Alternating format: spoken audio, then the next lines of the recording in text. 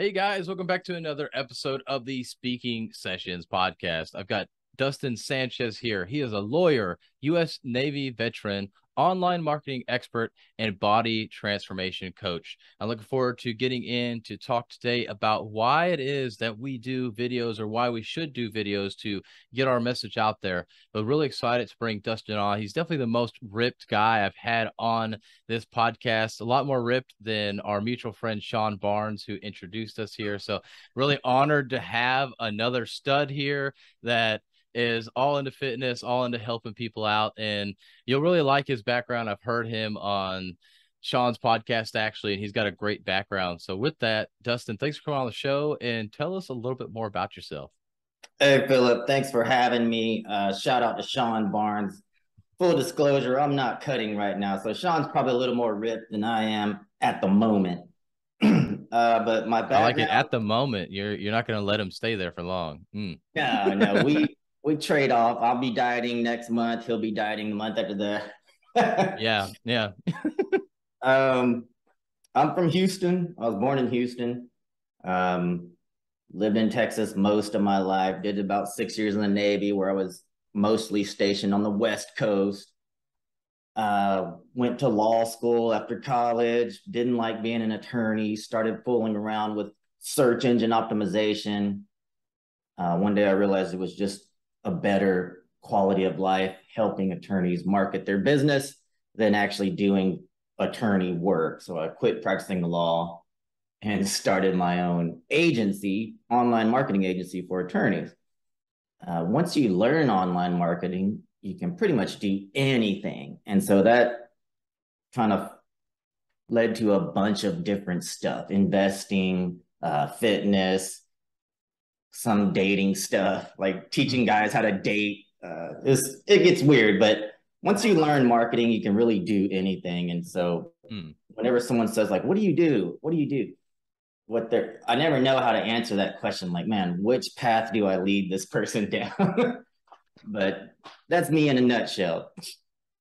Nice. Yeah. So I'm definitely going to get into that story a little bit because that's very interesting. But first question I want to ask before we get into that is, how did you get over the fear of public speaking? Okay, that's a great question. I joined the Navy, right, when I was 17. My parents had to sign a waiver, and I went to the Navy. I was heavily recruited by the United States Navy because they need people to operate nuclear reactors on their ships. And so they take these high school teenagers right out of high school, and in 2 years, they kind of make you a nuclear engineer. And a lot of the way they teach is similar to the Socratic method. Like, you have to stand up as an 18-year-old in front of these captains and high-ranking people and talk about nuclear engineering, and it's rapid fire. Like, okay, what if we're under attack and the reactor's melting down? What are you going to do? And you got to be able to just bam, bam, bam, bam, bam, bam, talk. And you do that. At first, it is scary because first, you don't know anything. For one, you have no knowledge. Two, you've never spoke in front of people before. And three, if you don't get the right answers, you could go to jail. Like, there's a lot on the line. So repetition, like over and over and over, you're just going, and it gets to where even if you don't know, you can still go just talk your way through these boards, and maybe you can convince them you do know what you're talking about. So by the time I left the Navy, I was in the Navy from 1995 to 2001. I had just been speaking under critical situations so often that it just wasn't a big deal to me anymore to do public speaking. Repetition, basically. Yeah, I was gonna say repetition there. Yeah, just you had to get that practice in, and being under that pressure, I can't even imagine what kind of pressure that is, and crazy. What do you do if it's melting down? We're under attack and all this stuff. Like, really, am I sitting on my left foot or my right foot? That might differentiate my answer. Exactly. Yeah, it's just crazy. So I can I can, but I can't imagine just how crazy and scary that was. But you're right. Getting that repetition is a huge thing to help you get over that fear of public speaking. And obviously, being there in the Navy, for those of us that have never been in any kind of military force, we hear about it. We know a little bit maybe about the stringency and the harshness of those leaders. And so definitely coming out and having a normal conversation like we're having here, or just talking to people in general, is probably a little bit easier. Yeah, A lot nobody's less shooting at scary. us. Funny story about that. My roommate, as I was going through that program, he had a very bad stuttering problem. And it's hard for the Navy to find people smart enough to pass the academic part of that program. So they didn't want to drop him because he had passed all the written exams. Mm-hmm. But he, when you're being attacked, you got to be able to speak, or else no one's going to know what to do. So they sent him to Washington, D.C. to take like this speech therapy course rather than drop him from the program. But Wow. it's funny how important being able to communicate clearly was in that job. Um, Sometimes it was more important than knowing the right answer. And they, Mm-hmm. even when there's like a casualty, like there's a fire on the ship, there's one person's job they call the sound talker. Like his job on the scene is just to relay what's going on. Like the person in charge talks to him, he relays that message to the casualty team. So very interesting how important communicating was there. Yeah, I mean, communication's so important and everything. For example, this morning, actually, I was telling my wife, yeah, we're having some ant problems, this ant infestation. So we've got to call pest control about that or something. I don't know what we're going to do, but we got to figure something out. I mean, they're just going everywhere in the house. And I'm like, man, there was all these dead ants by the dog food. And so in my mind, I saw we have a container of dog food, but then we also have the dog food bowl where he eats out of.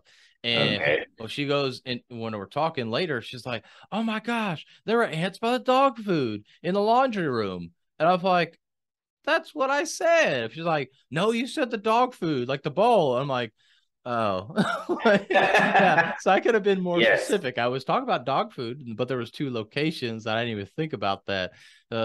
Even though it's a minor thing and obviously wasn't critical, it's just communication and making sure you're communicating completely and giving enough detail helps. Don't just say dog food. You Yes. got to say dog food in the laundry room or the dog food bowl kind of thing. So Absolutely. yeah, communication is so vital. Now I want to go back to you going to law school and then becoming this attorney and everything. And I find it interesting that you went from being in the details of the law to being in the details of the internet with SEO, which is search engine optimization, for those of you that don't know that. But how is that transition? Because I mean, obviously it's details. You clearly like details, or you probably wouldn't have done either one of them. But yeah, just I want to know about that transition. Yeah, a little bit more Yeah, on that. that's such a good question. Man, I went to law school at night, okay, because I was an engineer at NASA during the day. And even that, Okay. So nuclear engineer at NASA, got bored, decided to go to law school, which I don't know how that's more entertaining, but okay, cool. And then finally into okay. SEO, which yeah, man, you live the incredible life of detail. Yeah, here's the funny thing is I was always just smart enough. Like if you're just smart enough and you work hard, you can get to a lot of places. But when I got to even in the Navy nuclear program, I knew I wasn't smart enough to be here. Like, man, I'm gonna have to work harder than everyone else just to stay Mm, on this level. mm. And same thing when I got to NASA, I had my nuclear engineering technology degree, and I get there day one, and they're like, we need you to calculate how far this piece of metal is going to flex if we put half a pound of pressure on it. And you're looking at this thing, and you're like, yeah, it's not going to flex at all. It's a giant hunk of metal. And I'm like, oh, there'll be some deflection. And I'm just like, dog, how am I going to? So Ah, at NASA, because I was one of the only engineers who could talk, I kept getting put in leadership positions because everyone else they were really good with a calculator and they could mm, calculate stuff and they could do physics. but they couldn't communicate to the customer. And so every time a customer would come in for a test, they'd be like, where's Dustin at? And, it really made a couple of the other engineers upset because everyone knew the joke was Dustin couldn't engineer his way out of a wet paper bag. Like that's what they would say. And I would never argue with them. Yeah. I mean, you couldn't, right? Right. But I could communicate. I could talk to the customer. So the difference between me and the other engineers that were there is they loved it. They took the tech manuals home on the weekends and tried to think of new ways to build things to get into space. Whereas to me, it was stressful to do that job. So being able to communicate, I thought maybe I would be a better lawyer. Maybe I would like that. Okay. So I started going to law school at night. And first day of law school, it was the same feeling like I don't belong here.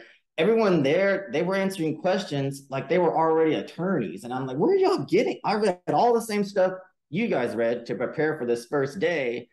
And I don't know any of these answers. So I did about my second year of law school, I got put on academic probation because I just wasn't very good at law school. And before coming back for like the second half of law school, I took like a little break and I started blogging on MySpace. MySpace, this was like 2008. So MySpace was big back then. That was legit stuff, man. Right. And I was just able to kind of make a little bit of money with just a little bit of online marketing knowledge I had learned from watching like YouTube videos. And so that's where like second year of law school is kind of where the transition from I'm never going to be a lawyer for very long. I'm eventually going to do something with online marketing. And that's how it happened.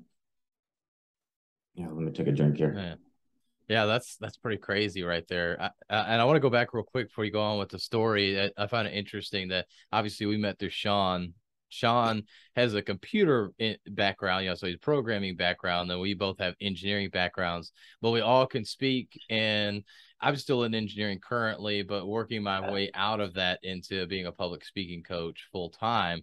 So it's just funny how we all have transitioned out because we knew how to communicate. Yes. And it really shows how important communication is for you because you were able to interface with the customers and move up the ranks, so to speak, there at NASA because you were able to communicate properly. And that's the same thing that's happened with Sean. He's moved up the ranks in his company due to his communication and everything. And I haven't moved up in the ranks yet at my company, at least, but the plan is to move out of engineering completely anyway. So, okay. Yeah. Man, what I'm about to say is probably the most important soundbite any of your listeners could get from this message. And it is this: the leading role is a speaking role. Okay. Everywhere I've been, your ability to communicate and speak was much more important than your substantive knowledge, your knowledge of whatever subject you were in. The person that got paid the most was the person who was speaking the most, so the leading role is a speaking role. And that's been true in every career I've been in. Even when I started online marketing, a lot of people, the way they built their search engine optimization business is they were technical. They knew SEO and they would rank their own website for something like best digital marketer in Atlanta, best lawyer marketer, best lawyer SEO expert. And so I knew the same thing. I was like, just like all those engineers at NASA knew calculus and physics better than I did, I know how to speak. So instead of trying to rank my own website, I'm going to get on YouTube and just talk to a camera about what I do for attorneys. And that was like the growth hack. I never even ranked my own website. And that was what I did for other people, was rank their website. I said, I'm going to find the hack. I'm going to find the blue ocean here, which is everyone is afraid to do this, to get on camera and talk. And if I can just overcome that fear, I'm going to hack this process. So Man, you you're on the speaking my right language right track. there. Speaking Yeah. my language right there. So let's dive into that then. So you were there. For those of you not watching on YouTube, Dustin was holding the phone up and looking at his phone, so doing videos literally, and he posts them on YouTube and on social media some as well, but mainly YouTube, where that's where he started and everything. So tell us about that. Why go that video route? Can we dive into that? Man, that's so important. Okay, listen. Nobody cares what you have to say. Okay, nobody cares how much you know, nobody cares what you have to say until they know that you care. Mm. Okay? And the visual medium is the best way other than being right there with you to convey your body language, your level of commitment, how much you care about people. It just comes over so much. People get to know your personality by watching you on video, by what as opposed to you writing a book or typing a blog or just listening to your voice. There's aspects of that. But what do they say? Some large percent of what we communicate is body language. You know, it's what you see. Mm. Um, that's why like the visual part of our brain is so much bigger than the auditory and all that. And so I, having been an attorney, I knew that attorneys were just getting cheated by marketers. And another thing that I've learned in this business comes from this guy, Russell Brunson. He runs a software called ClickFunnels. And he says, if you can describe the exact problem someone is having, they will believe you have the solution. And so what I would do is I would just get on video and be like, let me guess, Scorpion, which is a big marketing company, or FineLaw, which is a big lawyer marketing company. You've been working with these guys for 6 months. You're paying them $5,000 a month. You haven't got a single phone call yet. And right away, every lawyer that's watching that video is like, this guy knows what I'm going through. And then they'll watch 4 hours of me on YouTube, and they'll get to Man. know my jokes, my like one guy, he called me and he got on the phone with me, and he said, let's do this. He's like, let's do this. And I was like, what? What are you talking about? He's like, oh, I just watched one of your videos. You said that. And I was like, oh, okay. Like they'll repeat your jokes back to you because you said know, like, and trust earlier. People want to work with their friends, right? Like, Yeah. and so they kind of feel like they're your friend. You skip marketing, good marketing can skip the sales process. Like they get on the phone with me and they just want to hire me. I don't have to sell them now because of the marketing, because they believe they know me because they've been watching me on video. That's the importance of video. Man, there's so much to unfold there. And I want to go first into that emotion, that personality that you put out, because that guy like, let's do it. It's like he wouldn't have said that unless if you were doing that and being yourself, because you can get on video and literally talk about how, yeah, you need to build up the know, like, and trust factor because that's how you do it and use videos. And I could just kind of go in and ramble about something. But if I'm not actually putting personality behind that, then nobody's really getting to know who the true Philip is or who the true Dustin is. So can you elaborate on that? Because I think a lot of people miss that point. And I know I've talked about it, but oftentimes you have to hear it from somebody else before it clicks. So could you elaborate on why that emotion is so important on videos and your personality rather is Yes. important on videos? Okay, first, comes straight from Gary Vaynerchuk. Like authenticity is the new uh, you just got to be authentic, right? We're especially with this, like you look like you're probably a millennial, like a Gen Y. I'm kind of late Gen X, early millennial, and then you have Gen Z. You being maybe a millennial, all you've known is people trying to scam you your whole life. You grew up with the internet. It's hard to scam you. Whereas my mom, who's a baby boomer, every text message she gets, like, this is Chase Bank. You owe us $30 million. She's like, oh my gosh, because they've never lived in a world where everyone's trying to scam you. Yeah. And so Gen Z coming up, that's all they know. Every Yeah. time they turn on the news, they're getting scammed. Every time they turn on the internet, they're getting I might see something on the internet and not know it's a sales letter. Like I'm thinking something like, oh, Dr. Oz really does want me to take this new supplement to lower my blood pressure. Whereas a Gen Z sees that and they're like, obviously, this is a marketing scam. Like, what are you even looking at this for? So authenticity is going to become more and more important.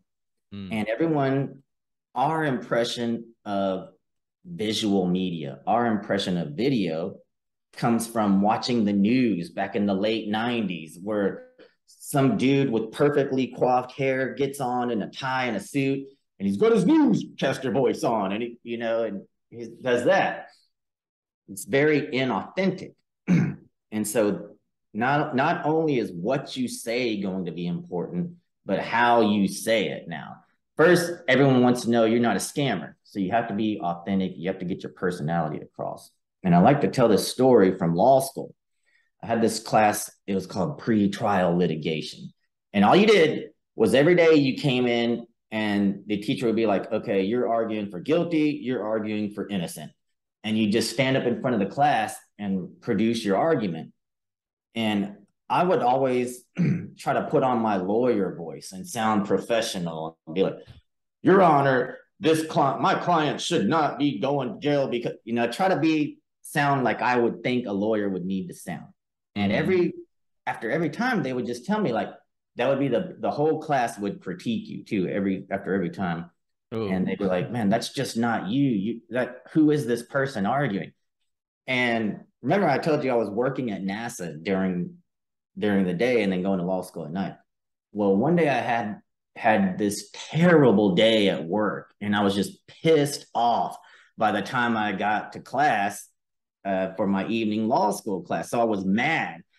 And the case I had to argue was this guy got assaulted on a football field and the only witness were sitting in the stands, and so the other lawyer on the other side is arguing like, Your Honor, there's no way these are credible witnesses. They're sitting all the way up in the bleachers, they're on and I'm like, what are you talking about? They're on the 50-yard line. These are like $500 seats. Of course they can see what's going on the field.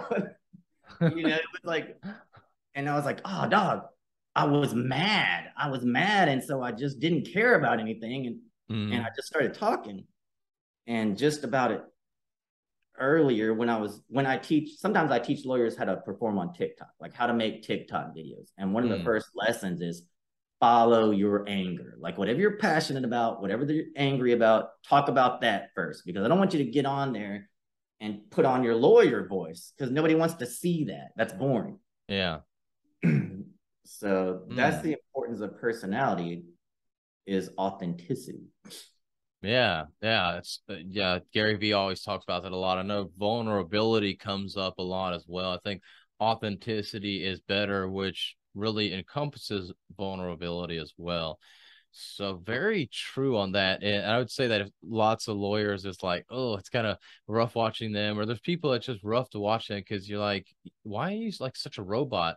And the people that you really know, you're like, man, you're totally different online versus in person. Yes. But if you're trying to work with somebody, that's a scary thing too. Because if I'm one person online that's happy, joy, there's rainbows and unicorns everywhere, person online, but then I get in person and I'm just so pessimistic and down on everything and just negative as can be, you're going to be totally thrown off.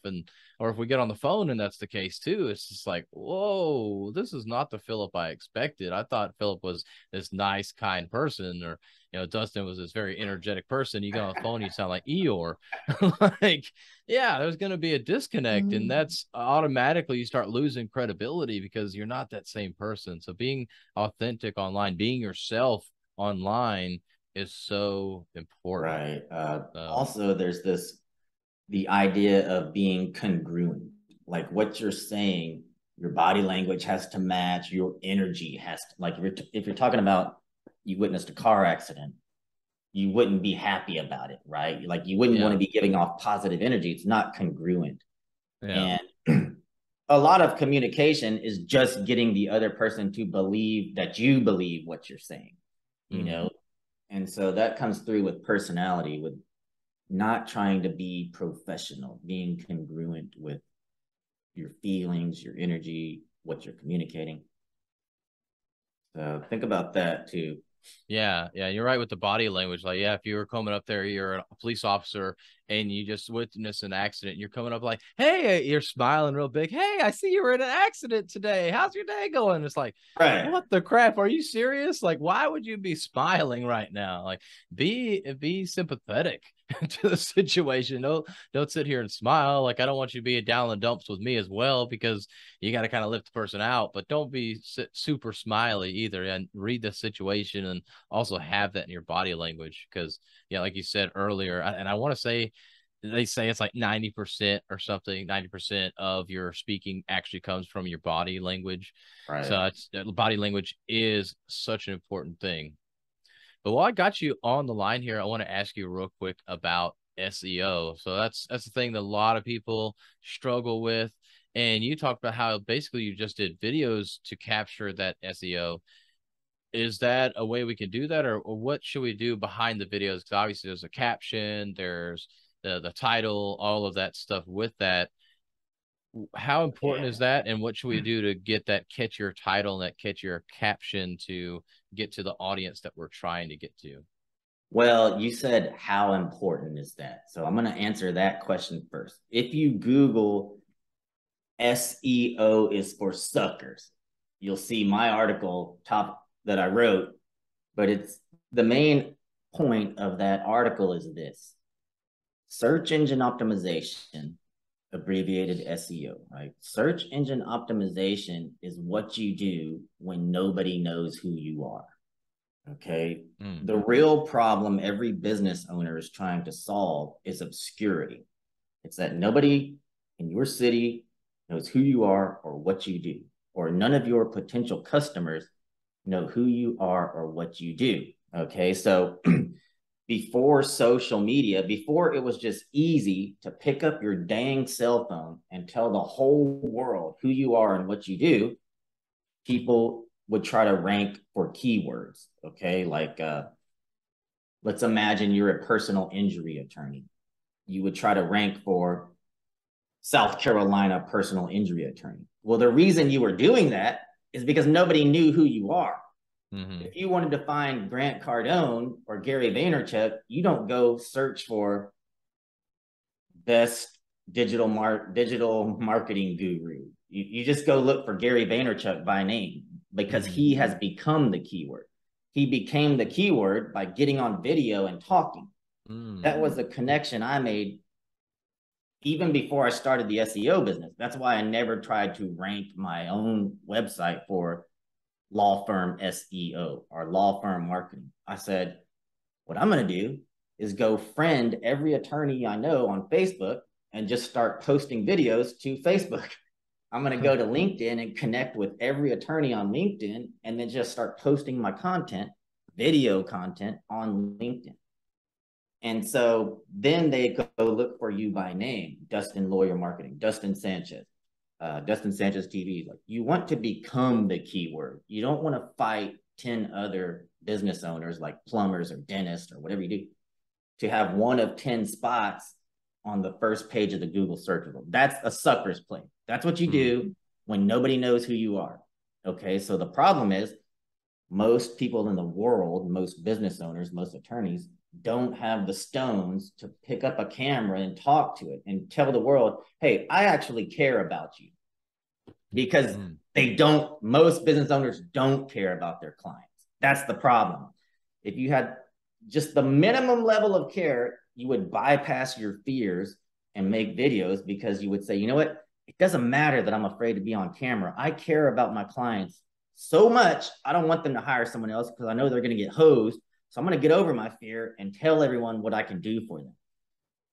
Because that's what put me to the top of the lawyer SEO industry. Is like, first of all, nobody else really cared. The business model in SEO is mainly churn. Let's hire someone. I know they're going to stay with me for 6 months before they realize they're getting no return on their investment. Then they're going to leave. Mm. That's the SEO business model.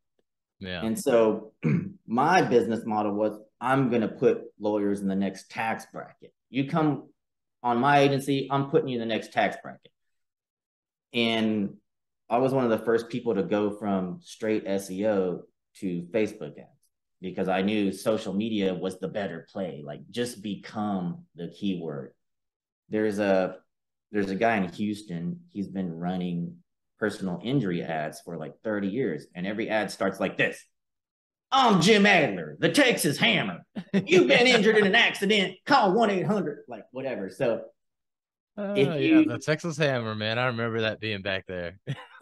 I have some software that will tell me how many times a month people are searching a certain keyword in a certain city. So I can go see how many times do people search Houston car accident lawyer, and it's like 1,600 a month. Then I'll go see how many times do people search Texas Hammer, and it's like 3,600 a month.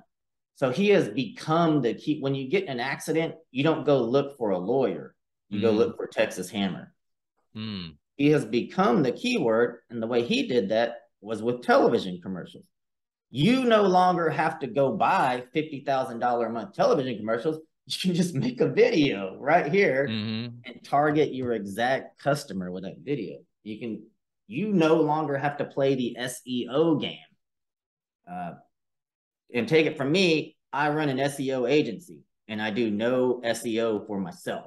I just get on video and talk to my exact clientele. Yeah, and that sounds a little bit easier rather than trying to put your website together, make sure it's got all the right wording and all this stuff. And then also with that, you're having to pay constantly to have those ads run so that you stay up there at the top. And really, even now, Google put ads first. So whoever's paying the most gets at the top. So even if your SEO is amazing, if you're not paying the most, you're not at the top. And then maybe you're at the top under all the ads. So it's another Right. thing as well why that SEO doesn't work out so well. But you've mentioned, YouTube, obviously that's where you started. You've talked about Facebook and LinkedIn, and you mentioned TikTok briefly. As far as all these platforms, we're seeing the push for video content in general, but of course, short-term video content. So I want to ask the first question is, where do you think is the best place for people to go to start posting videos? Well, it kind of depends on how you make your money. Like, what service do you offer? YouTube is more for teaching, like it's long form. And so in my lawyer marketing business, I use YouTube because I want to show other attorneys this is how you rank a website, and this is how you build a backlink. This is how you write a blog article. And they watch that video and they realize, crap, this is too hard. Let me just hire the guy.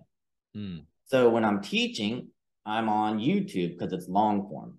In my fitness business, I just want to grab people's emotions. And so that's short form. I'm not really teaching them, here's how to make a diet, here's how to do a barbell curl. Who would watch that video? So I just get on TikTok, or really right now I run Instagram Reels more.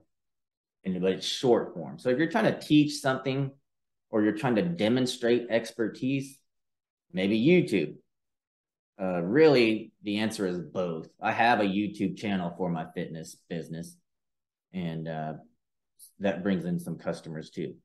Hmm. Yeah, so like the YouTube would be where you would put, hey, here's how to do a barbell curl, right? You're trying to teach them something. So Yeah. YouTube is more for teaching. That's where people are going to, I mean, yeah, that's where they're going to search that. And then your term, short form video content is going to be more for that, just that reach. You're trying to get that engagement, especially right now with all of the platforms really pushing short form content. That's a great way for you to get that reach, get that audience awareness, grab their attention and everything. Yes. I mean, So good even deal. So you kind of YouTube. answered my second question right there. I was going to ask Okay. about that, but I didn't actually ask it yet. But I was going to ask that next. But I was going to ask, well, what about short versus long form video content? But you went right in and answered it. So you already knew what I was going to ask. What were you going to say? Well, I can add to that in that, I teach a TikTok for lawyers class, and in there, it's just short form. Like I show them how to make a TikTok video, which is about 15 to 3 minutes long. I show them how to make an Instagram reel, which is like 15 seconds to 60 seconds long, a Facebook reel, 15 seconds to 60 seconds long. A YouTube short, which right now I think is only 15 seconds. But If what you I click, tell them, it's like if you can click, you can get to 60, but you have to like click it every time. It's kind of annoying, but it defaults to 15. But if you click the 15, then you can go to 60. So, yeah, I haven't made too many shorts yet, but yeah. what I Or you're do using tell it for a them, different medium, right? You're trying to do long yeah, form there, education, not the shorts side. So, makes sense. you have to realize that, okay, we're not at Web 3.0 yet. We're Mm-hmm. no longer in Web 2.0. Like SEO was designed for Web 2.0. Mm-hmm. We're somewhere between Web 3.0, where I don't know how we're going to experience the internet, but it's not really going to be on a device and it's not going to be on a keyboard and a desktop. It's going to be maybe on the back of our eyeballs or glasses, or I don't know how we're going to experience it. When that comes, search is going to go away and mostly everything is going to be long form content. So if you're just starting your business, I would go on TikTok or Instagram Reels, because why try to learn the SEO game, which is more YouTube and Google search, when that's going away? Hmm. Also, in 2020, kind of TikTok blew up. And every lawyer that jumped on TikTok in 2020, TikTok was trying to beat Facebook and Instagram. So if you made any content in 2020, they gave you millions of eyeballs. You got tons of reach. This is what every new platform does. They're trying to steal market share. They're trying to steal users. So they give the early adopters a ton of reach. And so people who knew nothing about marketing were getting all this reach that you can't get anymore.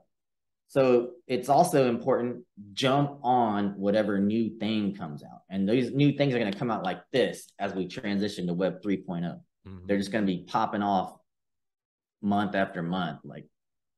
So jump on the new thing. And even the old platforms, like whatever new thing comes on, Instagram and Facebook are going to copy it. Jump on that version. Like, for example, what is Snapchat? I think it's called Snap now, but initially it was called Snapchat. And then Facebook and Instagram were like, we cannot let everyone go to Snapchat. We're going to invent Facebook stories, which they just copied. If you jumped on stories when they first did it, you got a ton of reach with your stories. Now it's like not even a quarter of your followers see your stories. Then TikTok popped off. Facebook said, okay, we're going to have reels because we don't want everyone to go to TikTok. So we're going to allow the same thing here. If you started making reels when they first came out, you got a ton of reach because they were trying to steal users back from TikTok. Whatever's next, jump on it early. Like that's the whole point of my TikTok for lawyers class, is like become an early adopter, because now they're going to give you free reach in the beginning. So Good point. think about that. Good point. Definitely. I know I missed that TikTok train. I know it's still kind of there, but it's definitely died out from back in 2020 for sure. Yeah. And I want to ask one last question specific to videos. You mentioned a couple of times about how you give everything out, and you specifically talked about how I talk about marketing, backlinks, all this stuff that you could do, blog posts for your website on my YouTube channel. So you're giving all that information out there, but then a lot of lawyers are like, you know what? I'm gonna let Dustin do it. I probably could do it, but it'd just be easier for him. And I feel like a lot of people worry if they give out every bit of information they have, whether it be on video or on stage, that they're not going to get customers or clients. So what made you decide to do that? And how did you go like find that out that that wasn't the case? Yeah. Okay. There's something called the offer stack, right? This is from Russell Brunson. I don't know who he learned it from, but if you have ever used a software called ClickFunnels, you know what I'm talking about when I say offer stack. Like, let's imagine you're trying to learn jujitsu and I'm selling an ebook. Okay. Well, the ebook is going to be $37. And so you're going to buy the ebook. And when you go to pay, you're going to get hit with an upsell. Hey, if you want more training, you can come to my gym and learn jujitsu for $279. And they're like, Okay, cool. Okay, so it's kind of offer stack you. Like first it was just an Mm-hmm. ebook, then it was done with you. And then when you click, oh yeah, I'm gonna buy the 279 gym visit, then I'm gonna be like, okay, I'm gonna come to your house personally and give you private lessons for jujitsu. So there's like, first there's the knowledge, then you can charge a little more for done with you, right? Come to the gym, you can take a class. Then there's done for you. Hey, I'm just gonna have a black belt come show you exactly what to do. Uh, a lot of people will buy the $2,000 done for you because they just have more money than time. Mm-hmm. Most of the people you want to work with who are doing something in life have more money than time. Okay. I can get on stage all day and tell lawyers exactly how to get more business. They don't want to go execute that. They just want to practice law, you know? And so they're going to pay the done for you price. So I just give the ebook away for free. You know, that's given away on my YouTube channel. You could watch my whole YouTube channel and blow your law firm up. I also have a done with you package. That's, hey, come take my TikTok for lawyers class. We'll make the videos together. Then I have the done for you. Just pay me $4,000 a month. I'll do all your marketing. No questions asked. You know, it's an offer stack. You have to believe that first of all, you got to come from an abundance mentality. Hey, some people are going to steal my marketing. I don't care. There's thousands of lawyers in the world. Yeah. But there's going to be a significant amount of people who just want to throw money at a problem. You know, like when something breaks at my house, my toolbox has $100 bills in it. Like I don't do any work. I call someone, you know, Yeah. because I have Yeah. more money than time right now. Yeah. That makes a Just lot of sense. Yeah, I there you go. appreciate you sharing that. Yeah. Yeah, well, Dustin, man, I appreciate the time here. I got one last question to ask you, and that question is, if you only had one message you could share for the rest of your life, what would that message be? Okay, here's the message. I can't take credit for it. I had a coach named Wes Watson. And one of the things I learned taking his coaching program was kind of this core principle, or some people say, what's my life purpose, right? And everyone's trying to find that. Like, what should I be doing? What is my life purpose? Why am I here? And I say, just start with this.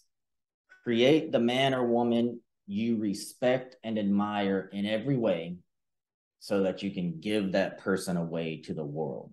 Okay. And that has a few components to it. Like, number one, you have to become someone you respect. Like, maybe for me, it starts off juvenile. I don't want to be overweight. I don't want to be unhealthy. So I protect and create a healthy person. I can respect that person because I know the discipline that it takes to attain a fit body, a fit mind. So whatever it is that's bothering you, maybe you don't think you're smart enough. Maybe you don't like your career and you had always wished you would start your own business. Maybe you're not happy with your performance as a husband or a father. Create the husband or father you respect and admire in every way. What job does that person have? How do they wake up in the morning? What do they eat? Like, become that person you respect and admire in the other way, in every way. And then the second component is, it's not about me. All right. We're here to make the world better. It can't be selfish. So it's give that person away to the world. Create the man or woman you respect and admire in every way so that you can give that person away to the world. That's what I want to leave people with every time I see them. Man, yeah, I like that. That's yeah, basically being that holistic person, that person that you truly want to be able to give back. That's great. I like Yeah. that a lot. And that's definitely a different answer than I've had in the past. So I really appreciate you sharing that with us. And I appreciate all the knowledge that you've shared today. Definitely a lot of things that I could take away from this to really implement into my coaching business and everything. So Dustin, I appreciate you coming on. If Yeah. people want to follow you, want to get to know you more, especially any lawyers that are listening to this, where's the best place for them to reach out and follow you? Well, the best place to follow me is on Instagram at Undeniable Army. Um, Secondarily, you can just Google Dustin Sanchez or Dustin Sanchez Media. And whether you want fitness coaching or lawyer marketing stuff, you'll find me on the first page of Google if you just Google my name. Okay, awesome. Of course, you're on the first page. SEO champ over here. Yeah. Well, awesome. Well, Dustin, I appreciate this time. It was great getting to know you, having this podcast, and have you on. So I appreciate it. All right, Philip. Thanks for the opportunity, man. Have a good one. You too. Peace out.